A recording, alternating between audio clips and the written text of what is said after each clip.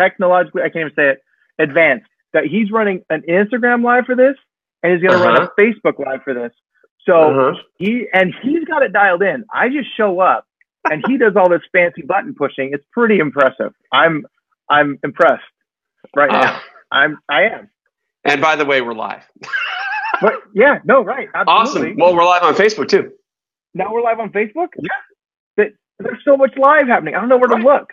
I'm like a puppy. Hey everyone, I'm Philip Ryan Block, the host of the Open Heart Collective. I'm not calling this a podcast because it's more than just that. It is truly a collective. So my guest tonight is my dear friend, my brother from another mother, my fellow badass person who does things, Mr. Todd Frazier. So Todd, rather than giving some long-winded introduction of who Todd is by me, I'm going to have you introduce yourself. Wow. Okay. All right. So my name's Todd Frazier. Thank you, PRB, for the intro. I am an entrepreneur, speaker, content creator. My goal is to inspire and motivate people to take action and actually do things. Like that's my philosophy on life is that everything starts with action. And if you're not taking action, there's a reason that you're not taking action. And what is that reason, and figuring that out and then getting past that. But I've done a lot of different things. I've had my toes in a lot of different places, which kind of, I like the fact that I have a lot of backgrounds to choose from because I can speak into a lot of different industries and situations. And I love talking with people. And like when we hooked up, we met, about a year ago? Almost. Has it been that long? Yeah. And so, and just meeting people like you and the people that I've met online and just kind of, I just love relationships. And I think that's the reason that why we are all here is to be in relation with one another and live this crazy, awesome life that we get to experience. So that's me in a nutshell. Did I do okay? I think so. Okay. So for those of you who have never seen or heard an episode of the Open Heart Collective before, I want to give you guys a little bit of a rundown on why this content series exists in the first place. So back in 2013, a good friend of mine and I, who's actually now my business partner on other projects, started something called the Open Heart Collective. Its initial vision was it was going to be this online book, right? Similar to Facebook, I guess, where individuals could go on and share their story. They could write it, they could create a video, they could put it. The purpose of that being, I know that my story doesn't always resonate with somebody, but I know that your story can help someone else. So back in March of this year, I started to do this. Okay, we're a little bit glitchy on Facebook. Hold on. I started to do this content series, I wanted to do this month of mental health awareness videos because alliteration, right? And but rapidly in the first episode, I realized that this was going to be something more than just a month of talking about mental health. This was needing to be something longer. So when I started this, I wanted to talk to musicians, right? Musicians and entrepreneurs, because I'm being in the music business myself. I'm tired of waking up and seeing that you lose somebody that you grew up idolizing, or not even idolizing, but grew up just loving. And I'm tired of the tragedies and the traumas. And most importantly, I'm pissed off with the silence around mental health. Nobody's talking about it. Or if we're talking about it, we're talking about it from a position of reacting to it. And which is odd, right? Because we're in this culture, in this ecosystem right now of hustle 24/7, always be on the offense. Any of this other social media rhetoric that we hear all the time. But yet the one thing that we're not on the offense about, or we're not proactive about, or we're not hustling for is our own mental health. So I figured if nobody else was talking about it, I was going to start. So Todd, I believe you're frozen on my Facebook feed, buddy. Yep.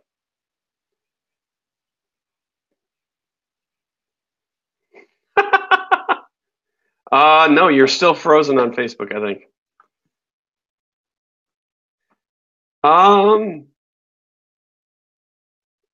let me see if you're moving still, because you're, like I said, you're frozen. So the joys of live broadcasts, my friends, technical difficulties. Like I said, I can hear you just fine, but you're on my end of the screen, you're wonky.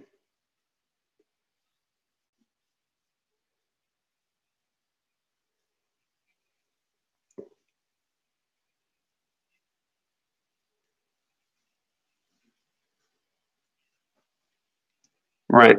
By the way, you are frozen, so I would bounce off and then come back. Yep. Sorry, Facebook. We're still live on Instagram, but I wanted to make sure that you can hear everything that Todd is talking about. So let him join back in, and we'll jump right back into this dialogue because it's going to be a good one. All right, you're on. You're back. Okay. All right. See now, but the good and the bad is we can fix the technology. Right. Right. We have to be patient. I learned that the hard way a couple times. Right. But we depend on it, which is great and it's awesome. But I think there's a lot to be said for the fact that we depend on it so much, that so many of our businesses are based on having internet, having technology, having so much of our life. It's not just business, right? Everything. And while I've been interviewing and having conversations with a lot of entrepreneurs and musicians and general business people, this is not a business podcast. So I want, for those of you who are like, you're trying, there's an angle here. There's no angle other than the fact that our voices are louder together than they are apart. So, right. Well, and being like-minded somehow. Yeah, and being like-minded, we're going to speak a lot of the same thing and have a lot of the same opinion. So. Right. So dig it. Awesome. So Todd, this is the part in the episode where I ask you to start diving into your story, because the people know my story already. They keep hearing it all the time, and that's why I have guests, because this isn't the Ryan show. So, share us your story. So, well, my story, I was born a young child on a windy, stormy night. So growing, I'm the oldest of three boys. My middle brother, he's 2 years younger than me. And we grew up really, really close, kind of best friends, still are really, really close today. And so we were growing up, in about 9 years old, my folks split. And then my brother and I had to deal with that as young. I mean, that's not uncommon, I don't think. Right. But that for me was a big, I think, kind of an awakening in what you cannot control around you. Like, that was to say, look, I have no control over what just happened. I have to deal with the consequences, good or bad, whatever they may be. And so I think that kind of really shaped my mental state when that happened at a young age. And my brother and I both dealt with it differently. And I think that's something that's important to say. Anybody can have an experience, and the same exact experience that happened the same exact way, yet you come out of it so different than the other person. Some people come out of it positive, some people come out of it negative. And there was a long time that I wasn't happy about it. I hated it. It was not one of my favorite, things. But looking back on that as an adult, I think that it put my life in a direction that ultimately I wouldn't be where I am today if that hadn't happened then. Right. So fast forward through, I get through school, and I get a scholarship to play football in college. And so I was like, you know what, I've figured this out. Life's good. High school's great. Sports are awesome. So I'm going to go back, and I'm going to teach, and I'm going to coach. And I was like, that's an easy place. I feel comfortable. That's good. So I go through my schooling, and I get into my last week of student teaching, literally just before I graduated.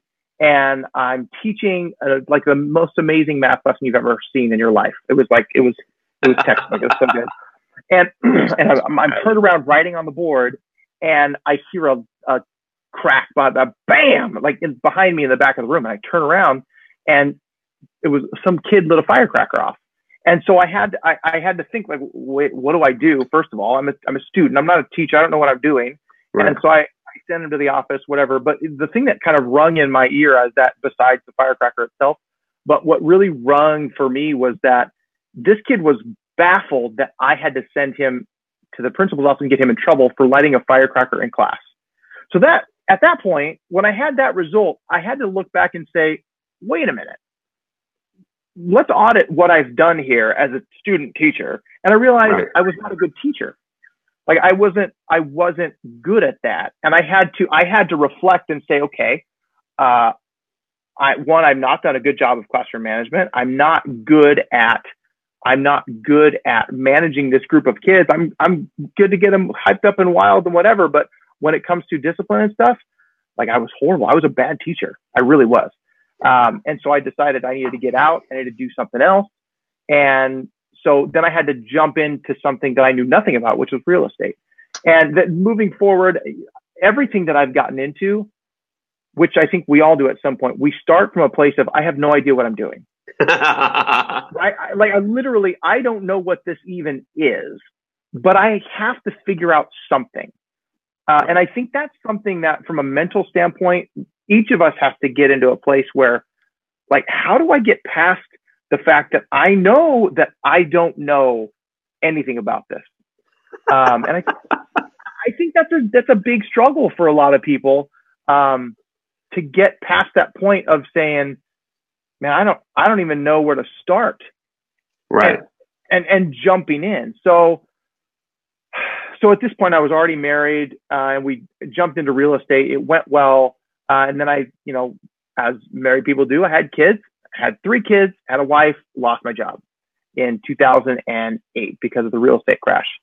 And so again, I'm at another point where I'm like, I got this. This wasn't something that was my fault, but it was something that happened, and I had to react. I had to do something about what was going to happen. So I just looked at all of my possibilities. My dad had been a CPA for like 25 years at that point. And so I thought, well, maybe accounting is a good idea. Again, know nothing about it. No idea. My wife's like, what are we going to do? My kids are, they're little. So there's a lot of stress. Like that's a big emotional, mental situation to be like, what am I going to do with literally like my degrees in math education? I couldn't go out anyways. So, got the job at accounting, took a major pay cut and grinded for 6 years, had to get more credits and then taking the exam. And I failed the exam. There's CPA exam, 4 sections. Okay. I failed 3 of them 6 times. And I failed the 4th section 7 times before finally I passed them all and I got my license. Wow. But there were so many points in that 6-year period where I had to come up against the wall. I was like, okay, do I stop? Do I keep going? Am I going the right direction? And you start to second guess yourself, and you start to think, well, what am I doing wrong? Is this not supposed to? Do I need to totally jump ship and change again? Right.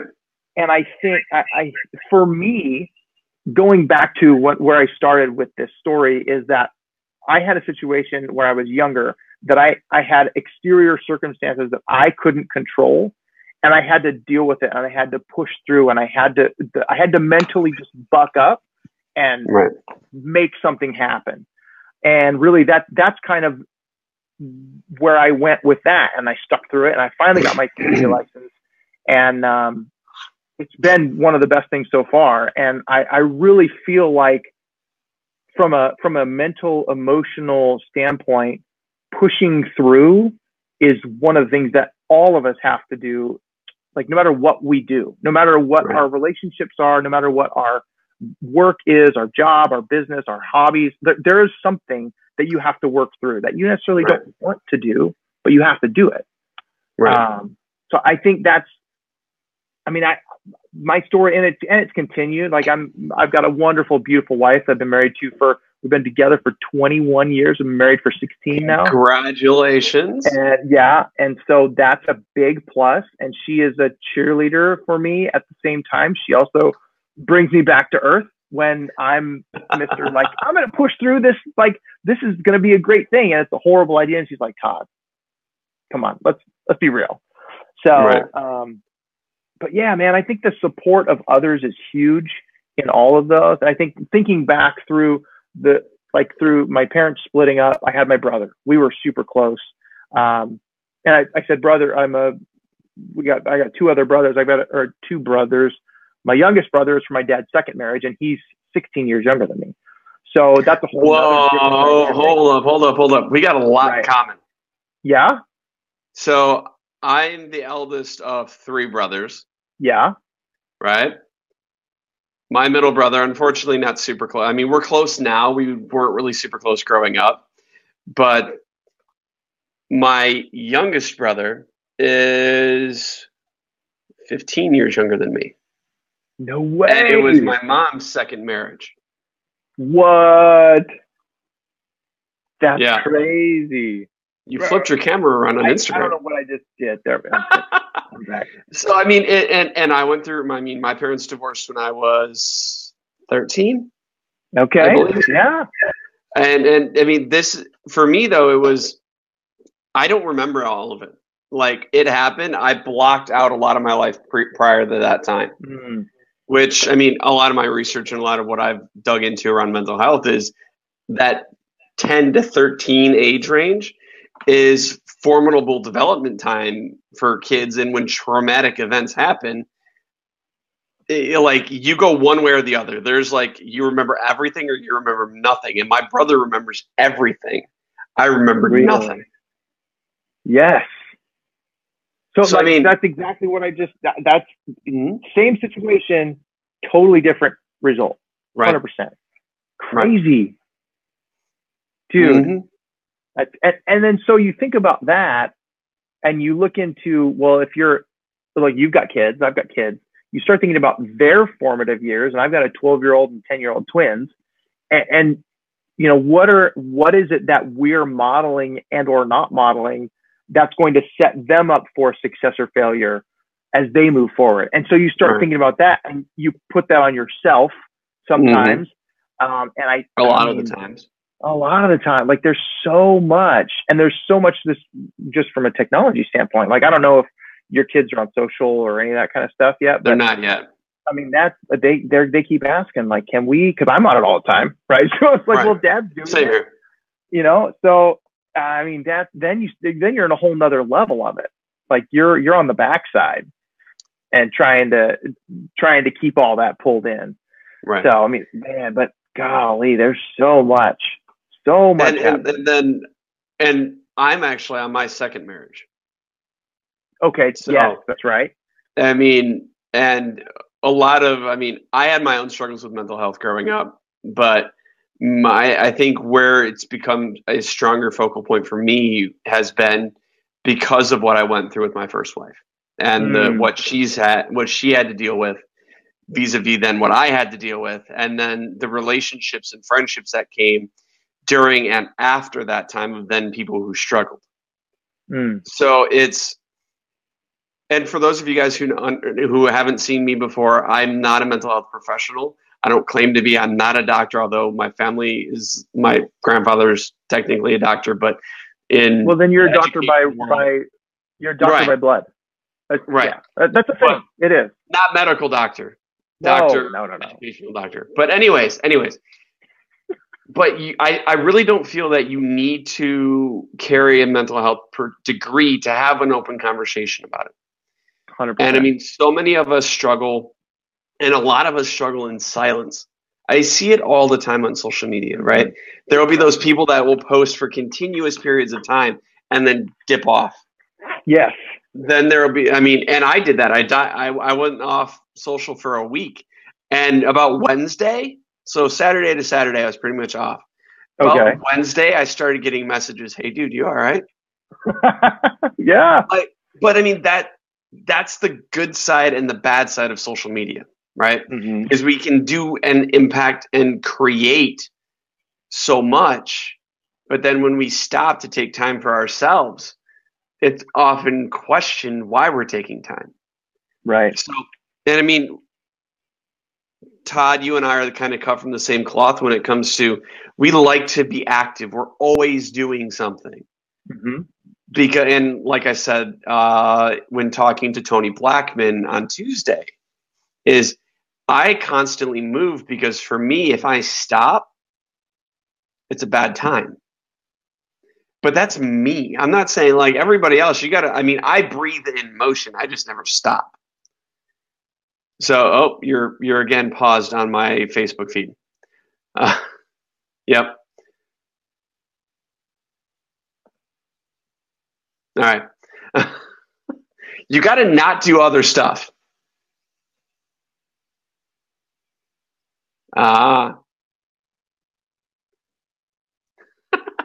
Technical difficulties, ladies and gentlemen. And right. Well, that's fine. So that being said, it's really an interesting time when you're going through those phases and how you come out of it. Mm-hmm. And I don't take anything for granted. All the negative, all the nasty shit that I had to deal with growing up, because my mom, I mean, I love my mom to death. She's a saint of a woman, but she got connected to some real jerks after my dad. Mm. And I mean, one of them was an abusive alcoholic. That was actually the father to my youngest brother. And yeah, so I mean, those people who have had to go through abuse and childhood trauma, my heart goes out to you. I can't. Mm-hmm. I mean, I've gone through it, but then having gone through what I've gone through and then witnessed what others have gone through, mine was a fucking cakewalk by comparison. Mm. Right. Right. Let's talk about being a dad for a moment. Okay. Because I think you're the first, second, maybe third dad I've had on the show. I can't remember. Okay. But let's talk about being a dad compounded with being an entrepreneur, compounded with the ability to actually do what we want to do and the impact we want to create in those lives that are with us. You know what I mean? So it's not just our kids, right? So it's and moms and dads alike, like we have a lot of pressure on us to not only just survive but we have little ones we have to take care of. And it's like, and then you add on the struggles and financials and all the other nonsense. Like I don't know how I do it sometimes. And right. I mean, and thankfully, like the relation my wife and I now are, I mean, we're in a good place. I'm in a good place from a financial perspective. Like we're making ends meet, but there are times where it's not.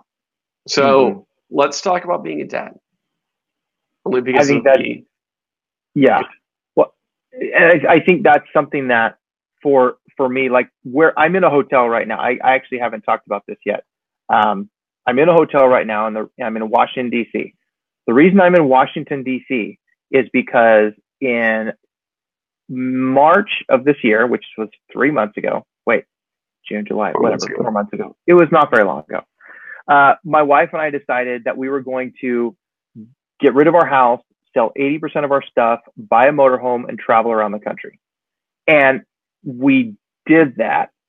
And the decision was made within a few weeks. Like it wasn't like this big planned out thing. And it was a huge risk to do that as a parent because we have 3 kids that have established lives and they have friends and we were homeschooling, but they still had sports. And like we jumped out of life and they didn't have an option to say, no, I'm not going. Like that was a big decision. And honestly, it's an exciting decision because it's like, what's that going to be like?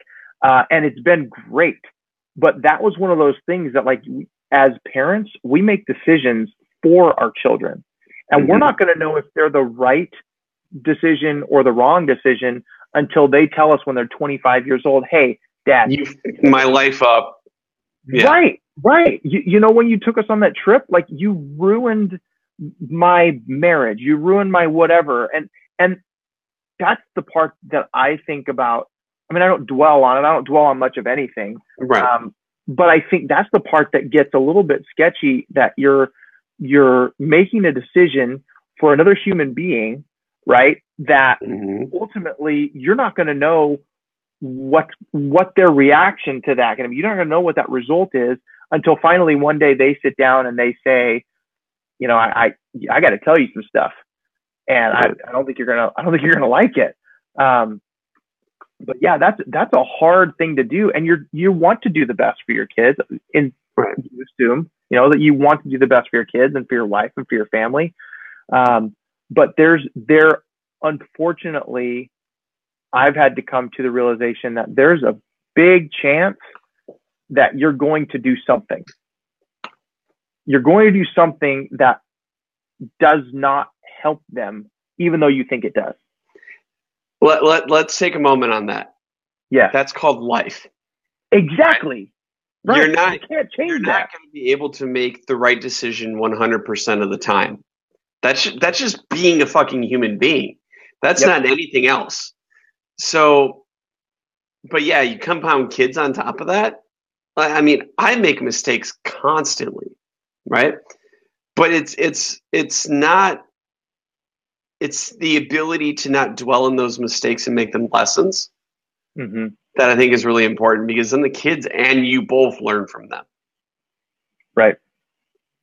Like, I couldn't imagine right now with my kids being 9 and 7, literally packing up everything, hopping into an RV and driving around the country for God knows how long. Yeah, it's pretty insane. By the way, if you ever need a place to stop, I have a really long driveway. Good to know. Yeah, we're going to be coming back through that area at some point here in the next month or so. It's being a dad is probably the best thing in the world. I mean, for me too, and now my son in particular is talking about, and I think I dropped a little tidbit about this on Instagram story a few weeks ago. My son's wanting to start a business. That's awesome. And I'm like super supportive of it, because it's a business that he'll for a 9-year-old, he'll make a killing. It's cleaning sneakers. Yeah. Oh yeah. Like, what sneakerhead out there doesn't need their shoes cleaned? Absolutely. And for $5 a pair? Right. Like, I'm fully supportive of that. It's taking investors. Of course. I mean, okay. All right. Well, let's talk about that later. But like, it's one of those things where I love seeing that creative energy my kids put out. And it pushes me. And I read this, watched this video on LinkedIn the other day, which I think I want to start like dumping these videos on the LinkedIn too. I haven't decided yet, but not a bad idea. This in particular, or this article in particular, was about, I don't remember who put it out, or this video I should say, but it was about relationships, number one, but it was about male, like, entrepreneur always working, the wife or female relationship always working, and the significant other wanting them home more, but then turning around and complaining that there's not more money coming in. That could be a cycle that I think that's the dark side about being an entrepreneur, right? That's the dark side about trying to build or striving towards building something, when to a lot of other people it's just easier to plug in and do it for somebody else. Right. So, and I think that's what you just said there. I think is a big thing for me is, since I've worked for myself, I cannot picture going and working for someone. Right. Like I can't fathom, because we talk about that every once in a while, because as self-employed individuals, you have to control the amount of work that you do, but it also is directly proportionate to the amount of money that you bring in, and you have to live life. Like that's part of the whole deal. And so you go through this struggle of, well, I could just go get a job. Like, but at the same time, I think about that and I think, like I was talking with a psychologist. He's a psychologist friend of mine, about being an entrepreneur and working for myself. He's a self-employed as well. And he goes, it's just like you're a shark. Like that's what I feel like people who are self-employed entrepreneurs, they're like a shark. They have to keep moving Otherwise, they die. And if anybody puts them in a cage, not going to happen. Like Right. that's I think from a philosophy standpoint, if you're an entrepreneur, you have to be that kind of person that's like, I don't think I could work for anybody else. I'm doing this because I want to, and now I've got to balance it. So now that struggle continues, but at Right. the same time, you can't see it any other way. It's that yin and the yang, the positive and the negative pull that is so great, but it's so horrible. Right. All at the same time. Right. And I'm in an interesting spot right now where I'm kind of in both worlds. Right. Right. I took a career or a job, but it's still in the entrepreneurial vein. Like I'm running my own show. Right. Right. So I think, and I'm still actively pursuing my other business interests, and in fact, growing those rapidly every single day, which is other stuff that we've got to talk about off camera. But and this is going to sound really crass, but I think for me, it's I really don't give a fuck what people think. I'm an entrepreneur. Absolutely. You right? have to. Right. Like, and honestly, I don't even really like the word entrepreneur. Mainly because it's become this buzzword thing and therefore has lost all true meaning. I'm a creator. I'm a builder. Number one, first and foremost, Done. I'm a builder. That's 100%. it. And honestly, I think that's why I never went to college. Because I always knew that I was meant to build something. I just never necessarily knew what that something was going to be.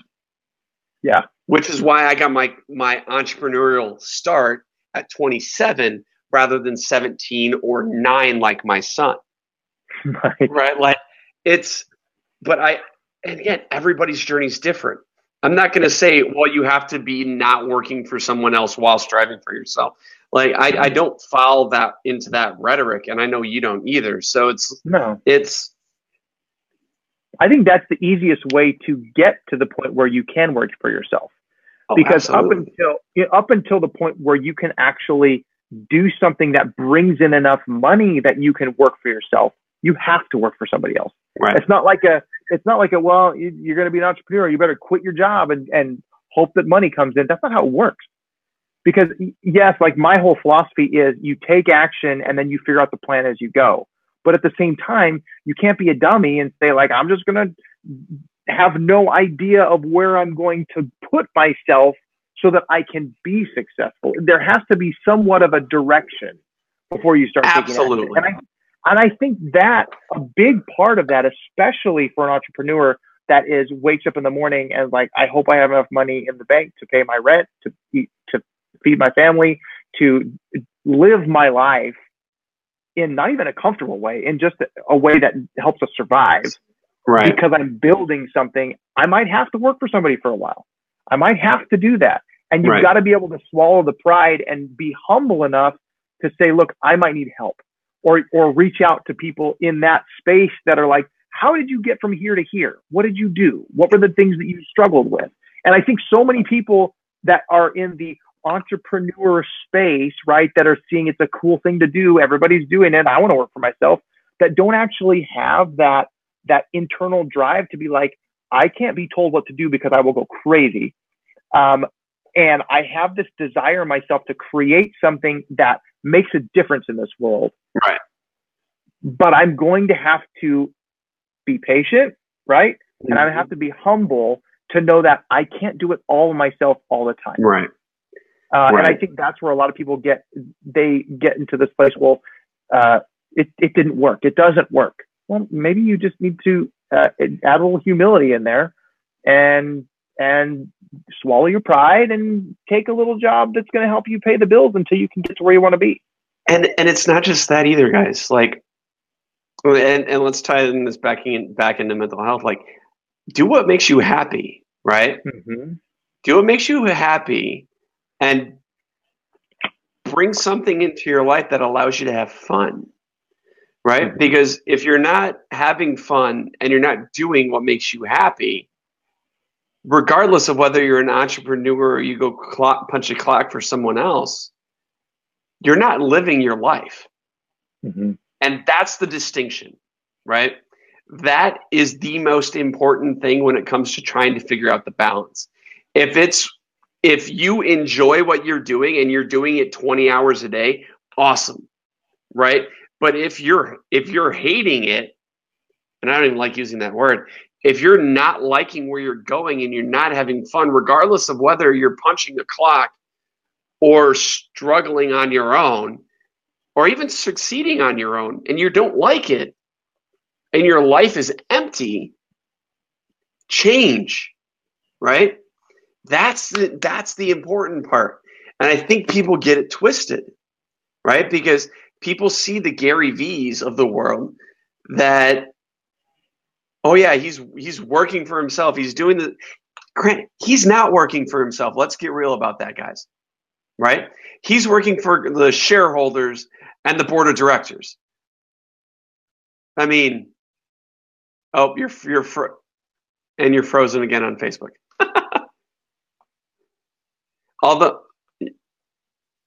Yeah, you're still frozen. I can't hear you on Facebook. Bounce in.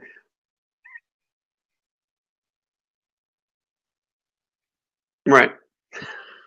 This has been a fun episode, guys. We have to have Todd keep coming in and then going out and then coming in. Okay, so I'm back here on Facebook now. You're good. Okay, so something that's very important to think about, because I have two of my businesses are similar in the fact, well, one's almost identical to his, but if you run a service business, I'm a CPA, I have a tax and accounting business. My clients are who I work for. Okay. Right. In a social media or a media company, your clients are who you work for. Right. In any business, ultimately, who you're working for is the people that are giving you their money and or their time or whatever it is they're giving you for your business, for your product or service. So technically, if we want to like, you're always working for someone else. You're always working for someone else. But if you get to set your schedule and if you get to determine when and where you do the things that you need to do for the people that you do it for, that's what makes the difference between living the life as an entrepreneur that you want to live versus punching the clock for the man, and which is fine. Right. Like, of your waking hours, you're over 60% of your life is at work. So if you're at a place where you hate it, or you're just like, you can't stand it, you just can't wait to get out of there, at that point, you need to figure something else out, because and that's how this conversation ties back to mental health, right? Yeah, because I mean, absolutely. we see it a lot, right? This person gets really frustrated at the job and then goes and creates a tragic act. We see it all the time. But I think what's the new way in the workplace is having empathy. And empathy is a huge part of mental health, because if you actually give a fuck, people are going to care in return. It's just a byproduct. I mean, a lot of my life is, and it's funny, and this is a huge thing.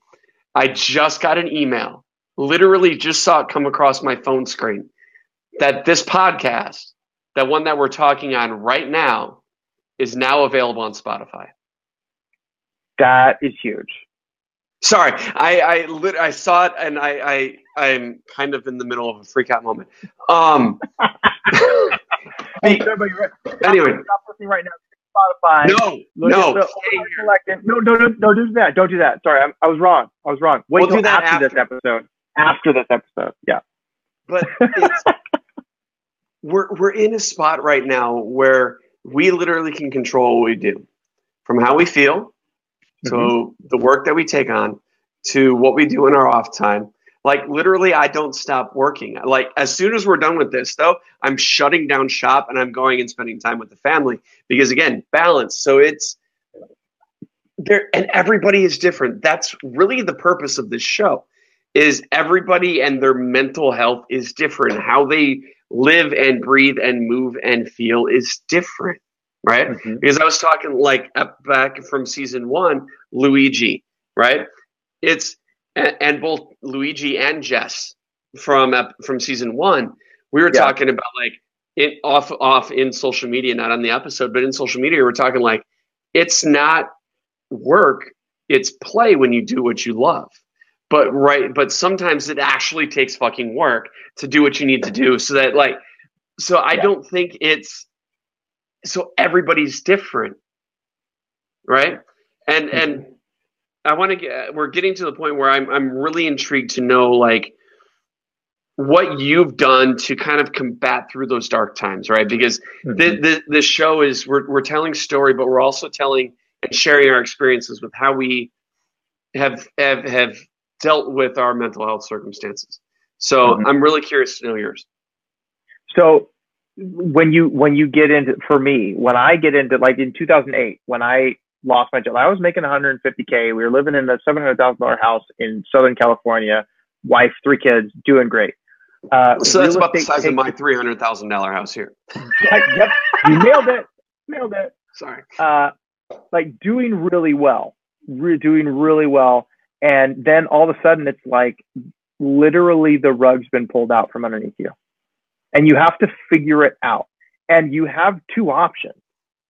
You can just tank and be like, I guess it's over, right?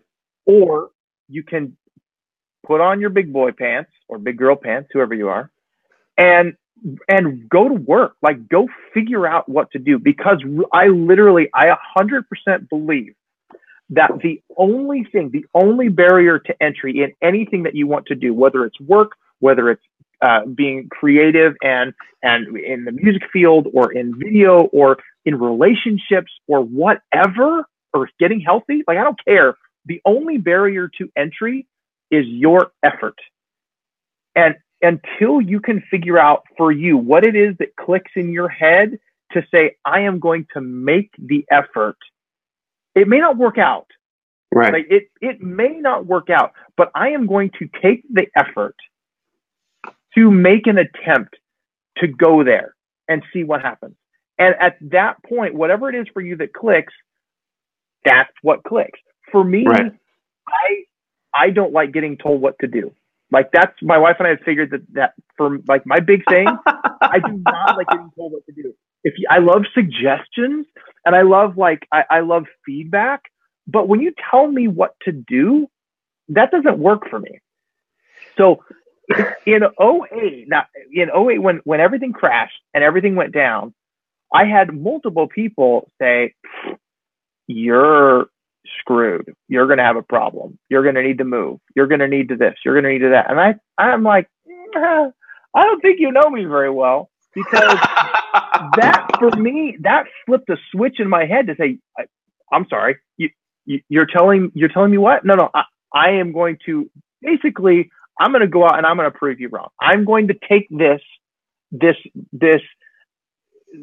defiance in me that is going against what the world is telling me is going to happen. And I'm going to say, I don't think that's right.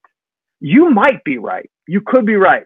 I could be 100% like have to live in a trailer in the middle of Montana and eat squirrel. Like that, not that there's anything wrong with that, but I could have to do that. But I am going to do everything in my power to put in the effort and get to where I think I can be. And that's what flipped the switch for me. It's more of a, I think it's a competitive gene in me. Like I played sports, I played Division I college football. I know what it means to be competitive.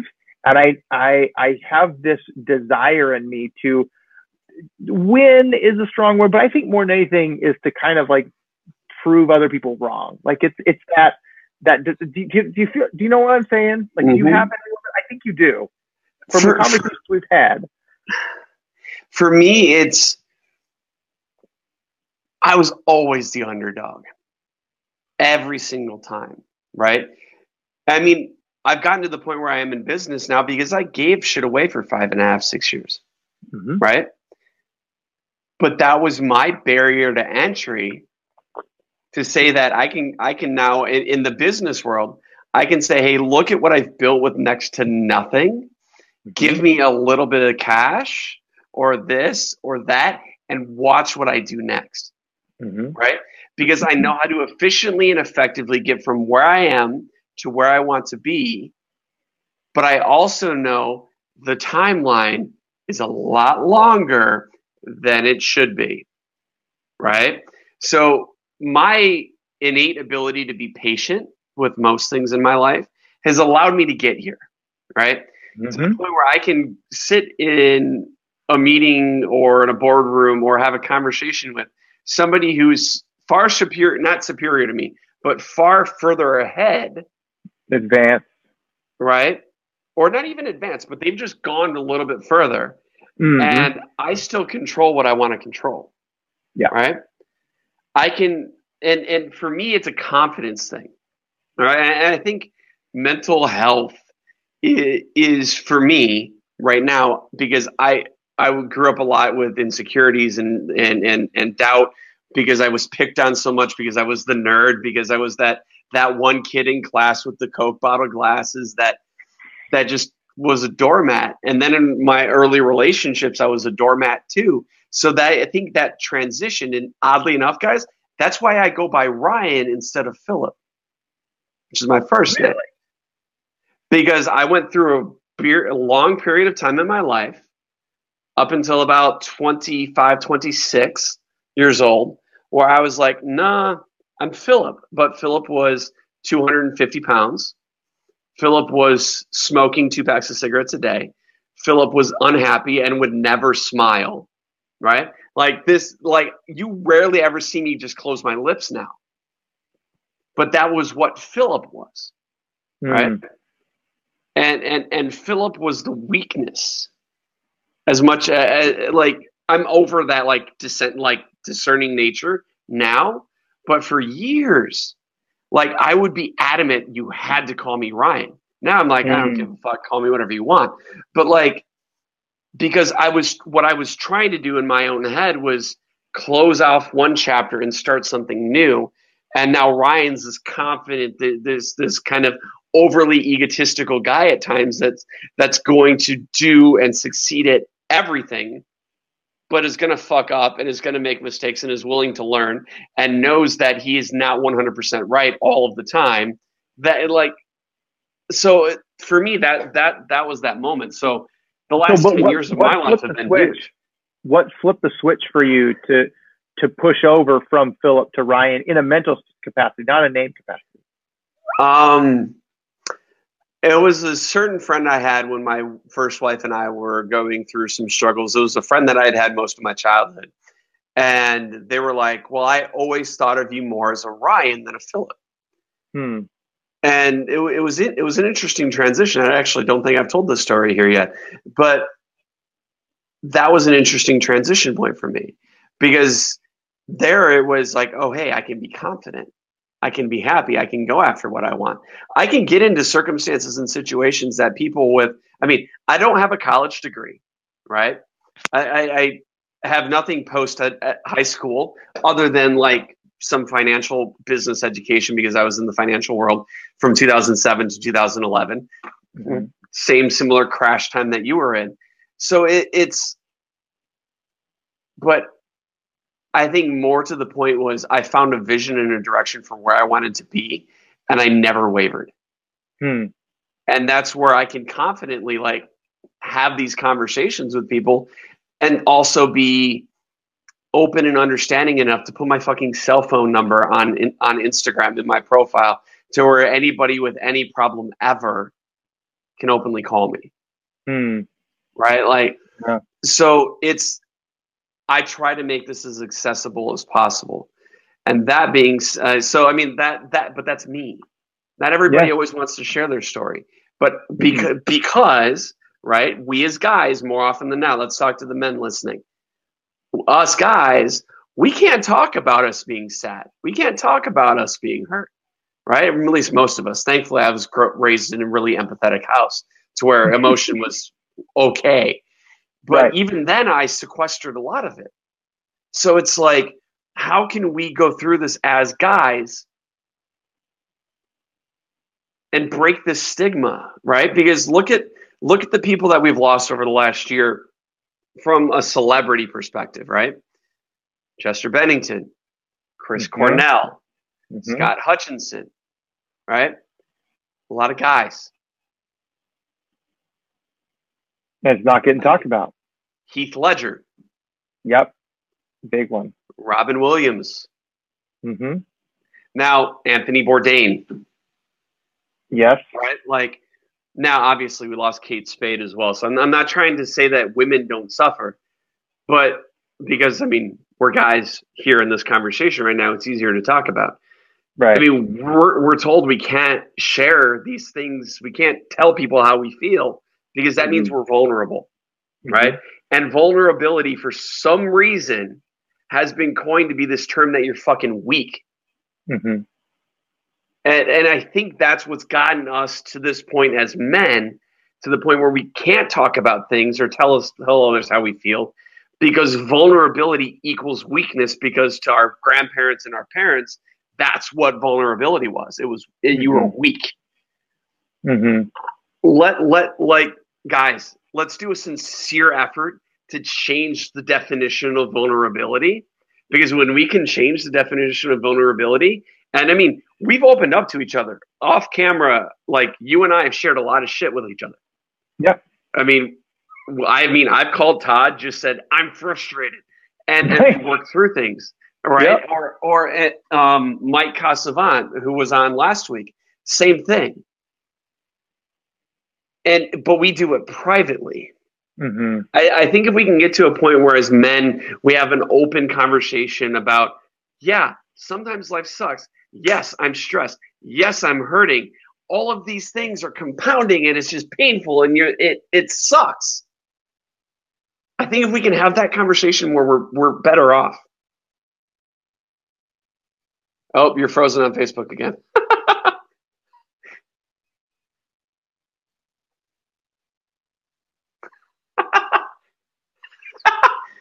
And you're always pausing on such a sad face. Sorry, it's like.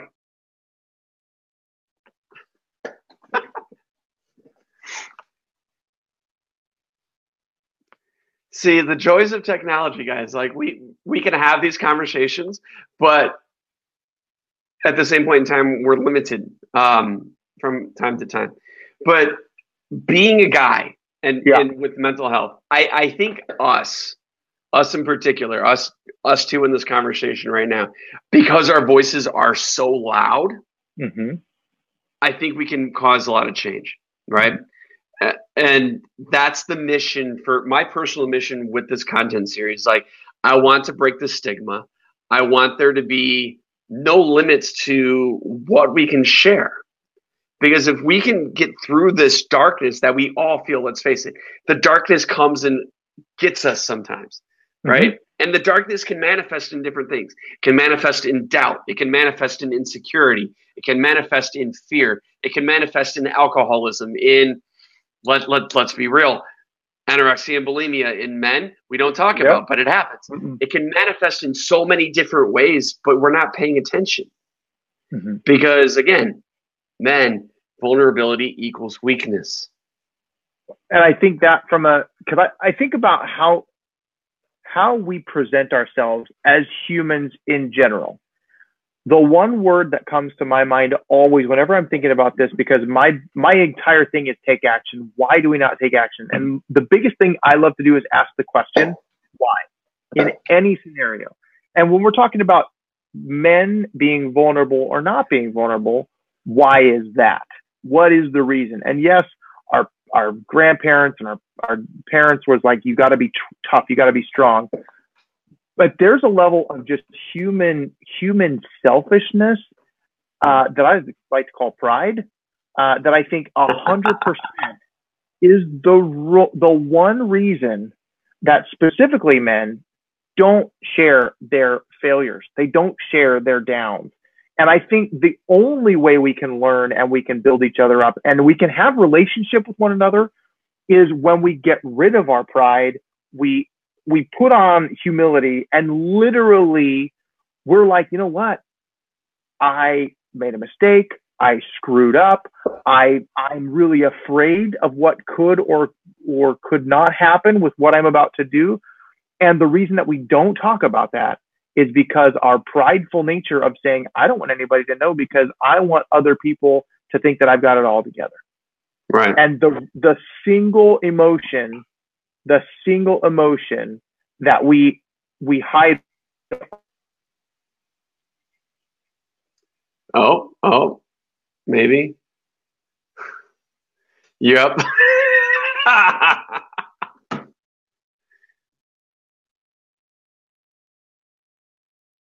Well, I don't know if you guys remember, but I believe it was episode 13 with TJ Reeves. His phone literally got so hot that it shut down. And then his broadcast on Facebook, because his computer didn't want us talking about this, ended with him going, right, like it froze that way. Oh, you're still frozen though. I know. That's so weird.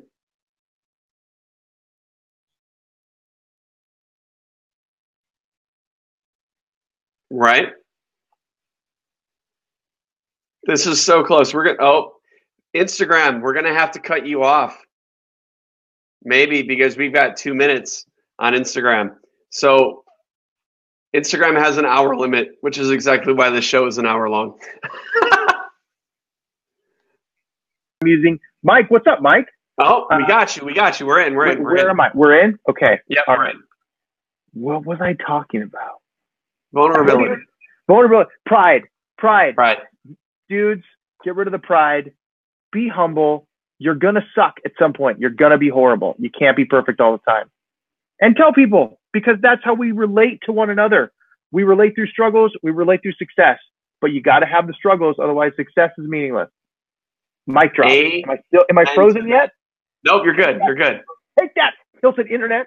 All right, guys on Instagram. I hope you guys got a lot out of this. I'm going to be signing off here in a second on Instagram because we have 58 seconds left. But this video will live forever over on Facebook. The link is in my profile, so make sure to go check it out. This video will also be available on YouTube at the end of the week or on Sunday night, and on all podcast platforms now, including Spotify, on Sunday. Mm-hmm. So make sure to check it out. Catch the rest of it as we get wrapped up here on the Facebook. And thank you guys again. Bye, Instagram. Later, right. Instagram. So Facebook, we got stuff to talk about. So this thing about men and vulnerability and pride, we got to squash it, right? Because we as guys can understand that, hey, we fuck up and admit to it. Mm-hmm. We open ourselves up to a whole nother level of success. Mm-hmm. Because that makes us attainable to everybody else. You know how fucking cool that is?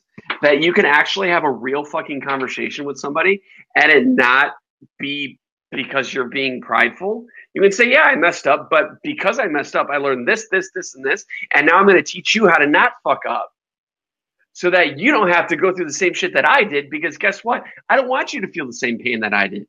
Mm-hmm. Guys, I don't want you to have a blade in your wrist and then be wondering if it's too late, right? Mm-hmm. I don't want you. I mean, I did that. I don't want you to have to. That's why this show exists. Wow, 2 rants in a week. I got to slow down. But seriously, though, let's work together on this, because I know that in the next 12 months of this content series, we're going to break the stigma wide fucking open. Across all genders, across all sexual orientation, across every fucking possible blockage around mental health is going to be destroyed. That's the mission. Pure and simple. Yep. We got to change it. And I know I can't change it on my own. That's why I have all you guys. Well, and I think that there's a huge point in what you just said, is that you can't change it on your own. You can't, I can't, we can't change anything, because the barrier to anything, especially mental health, is effort. Right. And if you don't believe this effort is massive. I mean, I'll tell you what, if you want to get healthy mentally. Because you have to want to, right? There's no magic. There's no like, you're going to put in this magic spell and all of a sudden, all of my depression is going to be gone. All of my anxiety is going to be gone. All of my frustration is going to be gone. My anger is going to go. There's no magic pill. There's nothing. You cannot take the red pill or the green pill. It doesn't work. Not an option. Blue pill. Not red or green. It's not Christmas. Whatever. Stop and go. You know what I mean? You knew the Matrix. You know what? And I had the humility to say I was wrong. I don't know which color pill that's why I did that. Yeah. So I mean, this is why we do this, everybody. Right? It's why Todd and I take time out of our day. And I know Todd is available as I am. Right? Right. You can hit him up. So if you guys are struggling and you just, because this is one thing I've learned in all my years of dealing with mental health and being there for people in mental health. Oftentimes, you don't want people to sit there and spit rhetoric at you, and I get it. Right? You want somebody who's going to take their ear and listen without judgment. Right. And that's what I want to provide. So as I said, this is how openly available I am making myself to the world. Right? So you go to my Instagram page, right? You see the little call button. Oh, for those of you guys who are listening to this in the audio version, obviously you can't see this, but like I literally have picture in your mind's eye, people. A call button right there, right over there. Like that's how I want. Like use it. That's why it's there. Come on. But anyways, I'm gonna get off my high horse. At least for a little while. Because I mean, your mic drop was epic. I don't know. I mean, that was pretty strong words of wisdom there. So I'm not going to ask you for words of wisdom. But what I will ask you for, Todd, is tell the people, and obviously I'm going to include the links below, but where can people follow your journey? Where can people connect with you? Yeah.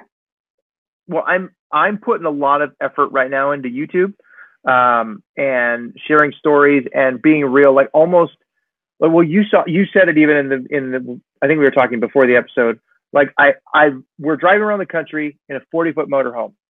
And the first night I brought it home, I ran into my house. Like there's no excuse other than I'm an idiot. Like I literally, okay, so here's the story. No, this is huge right now. This connects so great. And I don't know why, but I love telling the story. So I drive home from San Diego, 60 miles in rush hour traffic in a 40-foot motorhome. Never driven a motorhome before, ever. No problem. Totally fine. I get home, park it in the driveway, feeling good, right? My pride starts to kick up. My wife takes the kids in, puts them to bed, says, sweetheart, wait 5 minutes. I'm going to put the kids down and then I'll help you back it in. I was like, yes. Sure, you didn't wait. Sure thing. Nope. She goes inside. I got back in the car or motorhome. I turned it on and I started backing up. Well, then I hit the house because I didn't want to wait and I thought I would be fine. I punctured a hole. I put $20,000 worth of damage on this, not brand new, new to me, used motorhome that had to be fixed, delayed our trip for a month, right? Like it changed, and we were already moving out of our house. We had to live with my in-laws for 4 weeks. But like it wasn't just like, oh shoot, I forgot something and I'll do it tomorrow. I ran my motorhome into a house. Okay. And I shared that story. You hit your house with a house. I hit my house. Yes. It came out of nowhere. But I made the next morning, I got up, I grabbed my camera, I went downstairs and I documented the fact that I was an idiot. And I made a video and I put it online to share for everybody to say, hey, look, guys, I'm a dummy, but I'm okay. I survived. I'm here. I'm dealing with it. Right? That is the fact that I'm trying to share as much as possible, especially on YouTube right now, the videos where I make a mistake. Like I can't wait to edit the DC vlog because I'm running. It's great. We're doing a night tour in front of the Lincoln Memorial and it's hot. It's 103 degrees at night. It's ridiculous hot, but we're touring in this like tour and we're at the Lincoln Memorial, and my wife's like, Todd, I need something to drink. The kids need something. We're talking about passing out here. Like, there's issue. Right. So I'm like, okay, I'm going to go find something. I go to the first place, it's closed. I see another one across the Lincoln Memorial. So I'm running, literally running. Now, I have my camera on as I'm running. Okay. I'm running across the Lincoln Memorial. I come around the corner. I see it.